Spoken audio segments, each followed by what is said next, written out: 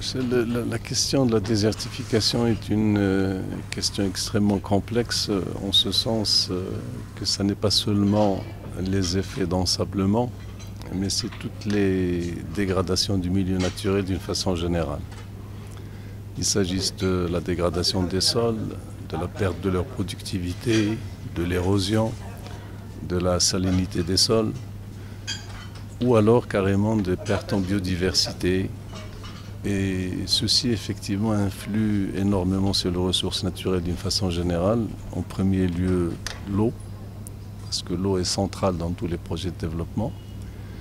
Mais en même temps, sur les sols, la dégradation des sols.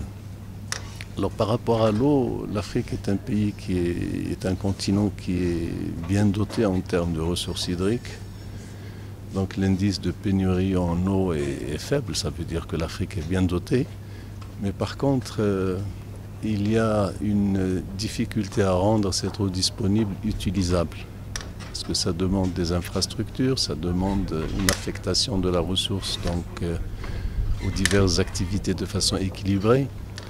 Et ça demande aussi une forme de prise en charge de toutes les contingences sociales, notamment au niveau de l'urbanisation, parce que l'Afrique est un pays qui s'urbanise vite.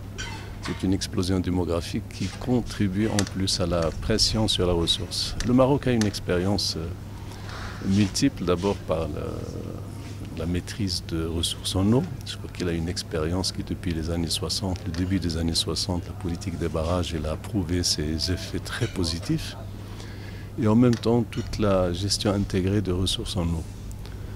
Il a une expérience également dans la protection des bassins versants, parce qu'il faut protéger ces bassins versants qui sont la source et l'origine de l'eau. Et le Maroc a une expérience qui a permis de traiter pratiquement 800 000 hectares de bassins versants dans des conditions optimale, technique, économique et sociale. Il a également une expérience avérée en termes de protection de la diversité, c'est-à-dire de préserver les équilibres naturels, les habitats.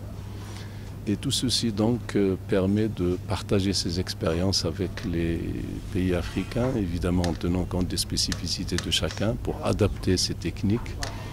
Et je pense que l'OSS est un organe, c'est une plateforme qui permet justement de débattre, de discuter et de faire des projets fédérateurs.